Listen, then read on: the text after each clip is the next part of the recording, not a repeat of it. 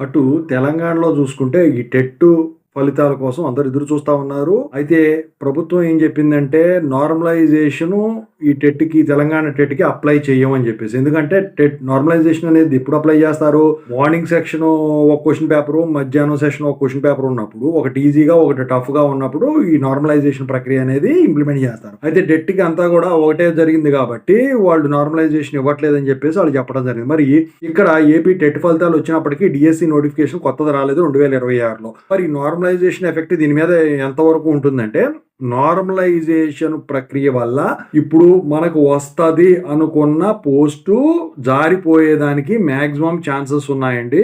అది 2025 సెలక్షన్‌లో బాగా బలంగా ఇంప్లిమెంట్ చేయడం అయితే జరిగిందది. సో, దగ్గరకొచ్చి ఎక్కువ మార్కులు వచ్చిన వాళ్ళు కూడా చాలా దగ్గరకొచ్చి పోవడం అయితే జరిగిందనమాట. సో, చాలా మంది లబోదిబోం అన్నారు. నార్మలైజేషన్ వల్ల పోయింది, నార్మలైజేషన్ వల్ల పోయిందని. ఆ మార్క్స్ ఏవైతే యాడ్ చేస్తారో, సో, దానివల్ల ఇదవ్వటం అయితే జరిగిందనమాట. సో, మరి ఈ 2026 డిఎస్సి సెలక్షన్‌లో గూడా మరి అదే ఉంటదంటే, ఎందుకంటే ఇప్పుడు 16,500 పోస్టులు ఉన్నప్పుడే అంత ఎఫెక్ట్ పడిందంటే, ఇంకా తక్కువ పోస్ట్‌కి ఎంత ఎఫెక్ట్ పడాలి? అందుకని చెప్పేసి డిఎస్సిలో మంచి గట్టి స్కోరింగ్ అనేది తెచ్చుకోవడం మంచిదనమాట. ఓకేనా? ఇది ఓవరాల్‌గా.